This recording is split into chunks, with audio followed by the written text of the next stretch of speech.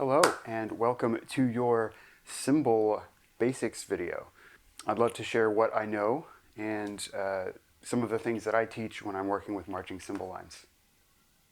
Every group does things a little bit differently, and so there's things like the cymbal grip, how the strap should be adjusted. All of those things are kind of up for debate. Pretty much all of this is, but that can be something that maybe your specific group will have guidance on. Basically speaking, marching cymbal grip, you start by coming through the strap like this and then sort of wrapping your thumb around the strap to where you have control over the cymbal and the bell, and it looks like that from the back. So you can maneuver all you want, and that's going to be the same for both hands. Ideally, there should be just a little bit of play, unless you're going to be doing a lot of, sort of flip visuals. But basically speaking, you should be able to have control without cutting off circulation to the big parts of your hand. The first position that I like to talk about is typically called the set position. I think anywhere you go, you might find a different name for it. But basically, it's going to look about the same. So for a set position, you're going to have the cymbals up, and I think usually it's right hand on top or right cymbal on top. So even if you're left-handed, your left hand's really going to be sort of the support cymbal.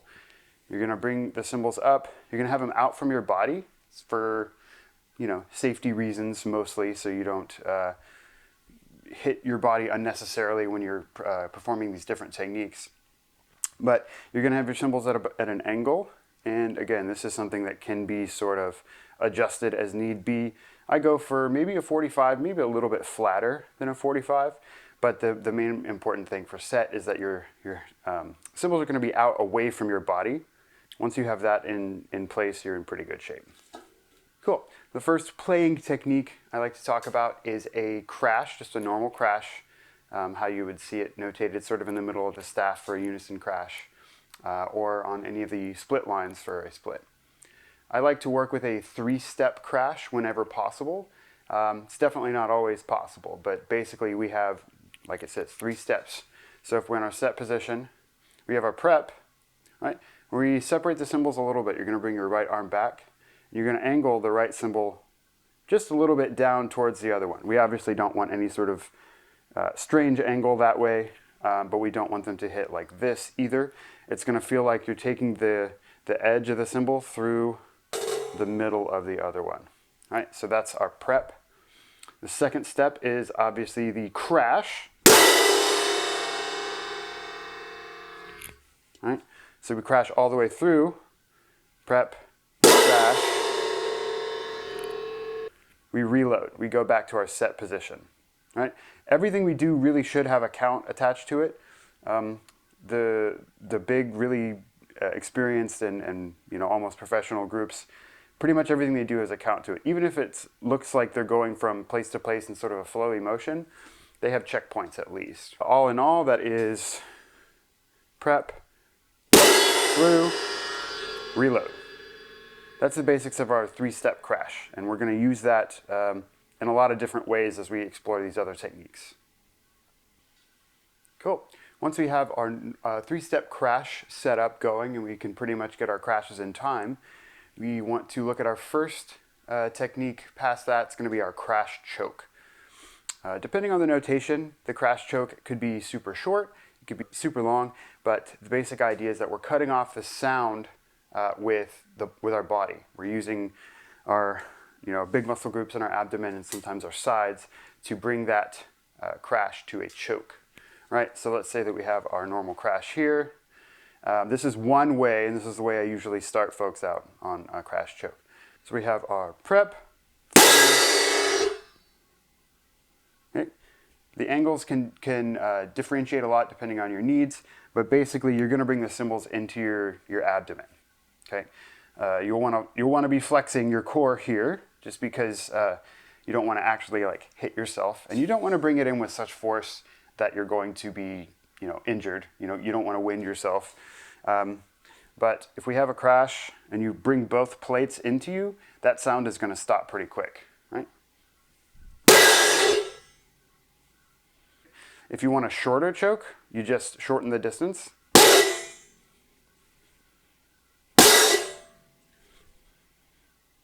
Or you can bring both cymbals to your sides.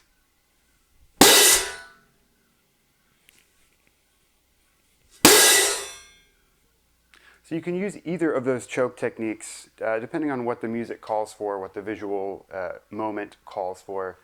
But those are two really quick ways to stop that sound really fast and have control over the length of your crashes. Sweet. Another basic technique that we use all the time is called the hi-hat. Then there's sort of a variation of it called the crunch, and I'll kind of show you how both of those work. Right, for a hi-hat, we're going to start in our set position. We're going to actually bring both cymbals into our abdomen again. We're going to really sort of push in. Again, not to where the point where it's uncomfortable, but if you're flexing your abs, you should feel a little bit of pushback. And this is definitely going to be something that you're going to need to build up to your max effectiveness. But we come from our set position where we have a little bit of an angle. Okay, and we're actually going to flatten the cymbals out. Right? What you can really do is raise your top elbow. This definitely can be done with our left hand on top as well, for purposes of demonstration and for most of the passages that that you'll be covering as a young or inexperienced cymbal player is going to probably be right hand on top. Cool. So just like a hi-hat on a drum set, it's two cymbals coming together. That's what's making the sound, as everything that we do here. But we're using sort of our hands as the rod on the hi-hat stand. So we're going to control when and where the cymbals go, basically just straight up and down. So hi-hats are usually something like quarter notes, maybe eighth notes, but you're going to see some kind of pattern like this. Okay, they're going to be very dry. It's going to sound like a click or something that's not quite as obtrusive in the sound as a normal crash or any of our sizzle techniques. It's just really mostly going to be to keep time. Right? And you can do dynamics, piano, mezzo forte, forte for some reason. Right? You have a lot of control because all you're doing is moving the right cymbal. You're going to keep your left hand and your left cymbal as close to flat and parallel to the ground as you can.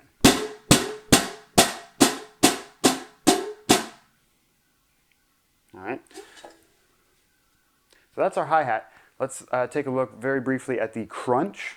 You'll also see that notated. It's kind of in between a normal crash and a hi-hat. The idea is you might be sitting at set, okay, and you're going to bring the cymbal up, and unlike a sizzle, which you'll see in just a bit, you're going to get a very, very short sound, and there's not going to be any extra vibration. So you're just going to push the cymbals into each other, right, and it sounds like a crunch. It's not a crash, right? It's not going to keep ringing. And it's not a hi-hat where we have the cymbals against us. We're really pushing our hands together through the cymbals. Right? This can be very aggressive. You can definitely do low dynamic crunches, but they're mainly meant to accent things. Okay? Once they come together, you push your arms in and see if you can get that sound basically as short and controlled as possible. And that is our crunch. Right on. So the next concept I like to cover is a new position, right? So we have our set position, which is down here still in front of us. The next position is called A position or high A position.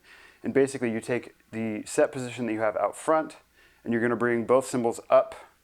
You're going to extend your arms. And again, this is one of those things, depends on the needs. You can have the right cymbal over, which is usually what I teach by default. And we have, it's sort of an A, but it's sort of not really. It's just kind of what we call it. You can technically have A down here. You usually don't see it. Usually you see it as the high A version, but sometimes we just call it A. The reason we might come up to A position would be for a visual moment, visual contribution. That's a lot easier if your cymbals are higher. If we have a flash or something up high, we can come back here and still play our music. A lot of different things that we can do with it. The main technique that we're going to use in the A position is going to be called our tap. All right? So let's say we have our A. We're going to take the right cymbal and sort of use it like a drumstick. So we're going to play the edge of the cymbal versus pretty much still the edge of the cymbal.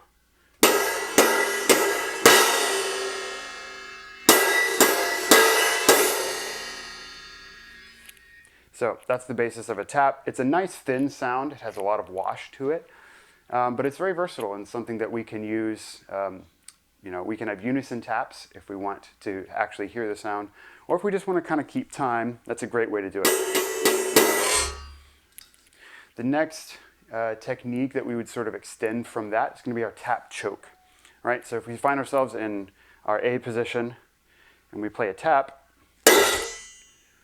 we're going to bring it all the way down to our pits. Okay? This is not something you want to come straight in, because even if you're really accurate and you happen to stop peck height, you just run too much of a risk. So you're gonna bring that tap choke down, all the way down to where your thumbs are almost in your pits. Okay? Tap choke. Right? You can play it as the same technique. But a lot of times the tap choke will come sort of at the end of a phrase. You might have an extra prep there. So you get a nice, almost like a rim shot. And that's going to be our tap choke. Cool. The next way we might be able to use our A position is a technique called a zing. Or it might be called a scrape. It just kind of depends, like I said, on where you're at. And we can do this on the way up to A position or after we're already there. So let's say that we wanted to come from a set position and we wanted to zing up to an A. As we're moving up, we're going to put the edge of the cymbal in the other cymbal, and we're going to push them together. Hear that nice scrape sound? What's cool about that, both cymbals ring, right? Okay, so that's if we wanted to come from set up to A position. And you'll usually see those notated with a little slash through the note head to signify that that's supposed to be a zing. All right, so the next position that we would learn is very similar, and it's kind of an extension, I guess, of the A position. So we might have, for up here, we're still out in front of our body, we've got our cymbal sort of offset. If we wanted to switch to a port position, we're going to have our cymbals up here, and they're going to be basically parallel. Right? There's a couple of different techniques that we can use port position for. You'll often see it notated as a port crash, and that's going to be a similar to our three-step crash that we had in our normal set position. It's going to sound a little different, and it's definitely going to look different. Cool. So let's say that we're up in port. There can be, this is usually more of a visual moment. So if we wanted to have a port crash, we might bring the cymbals apart. And we're still going to try to aim for like a flam, like an edge-to-edge thing. But both cymbals are going to be moving here.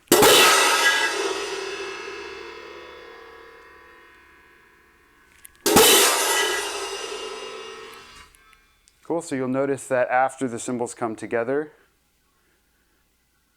we let them go all the way through the motion, and then we bring them back to that port position, usually. If we just have port, we stay in port, right? So all the way up.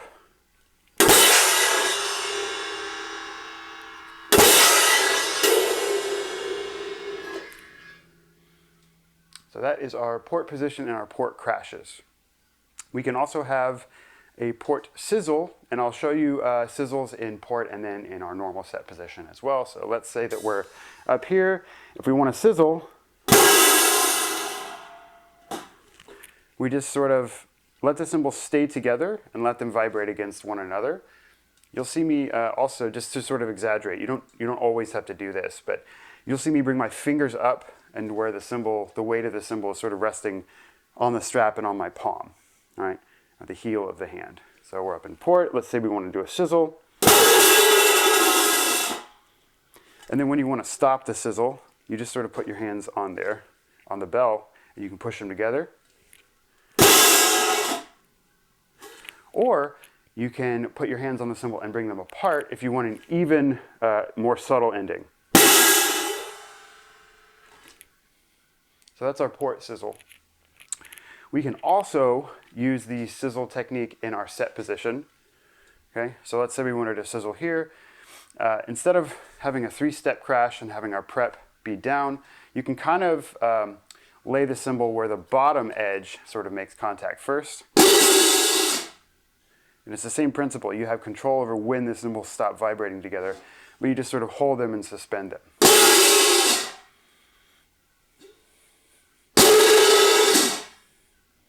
Or you can bring them apart. Depending on the sound you're looking for, but once you develop the nuance for that sizzle, you can have a sizzle of pretty much any length that you want.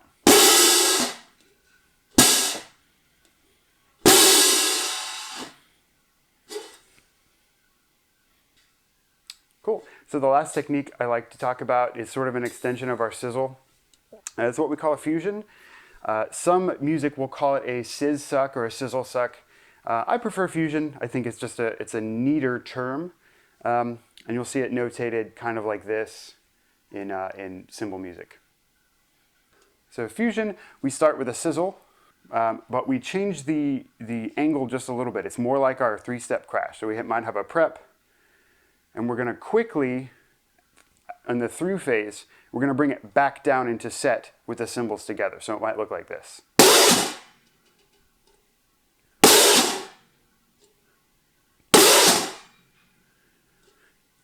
All right, and again, you saw my fingers pop up. That's just so I know that at least one cymbal is going to be able to vibrate freely. You can also do it with your fingers together against the cymbal. This depends on what kind of sound you're looking for. This is a super popular one. It's probably one of the first techniques you learn. But since it has a little bit of nuance to it, I sort of put it towards the end of this, because once you really nail a sizzle, then you'll be able to get fusions with a lot more control and nuance, we'll say. Cool. You can also do a port fusion, right? Let's say we're up here. Instead of this angle, where we're going to go through in our normal crash position and bring it back, we're going to have it up here. You can kind of think of it as going up through and then bringing it back down to stop the sound. Normally, if a fusion is notated, it'll show you where the note is supposed to end, and it's usually very fast, more quick than a normal sizzle would be.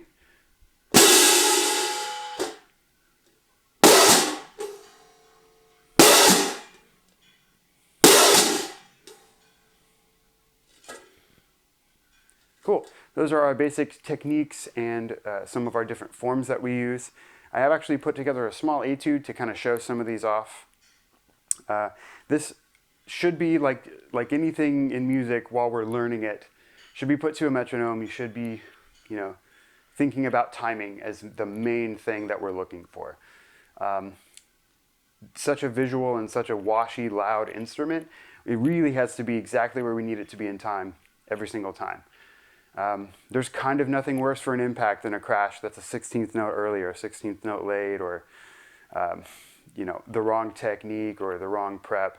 And also, if we're in marching band and we're thinking that we're going to play a visual instrument like the marching cymbals, we want to have a count to everything. So we're going to be very precise, we're going to be very diligent, and we're going to sort of front load that effort to where all we have to do is put the energy in the front of the exercise or the passage of music, and we'll be in really great shape.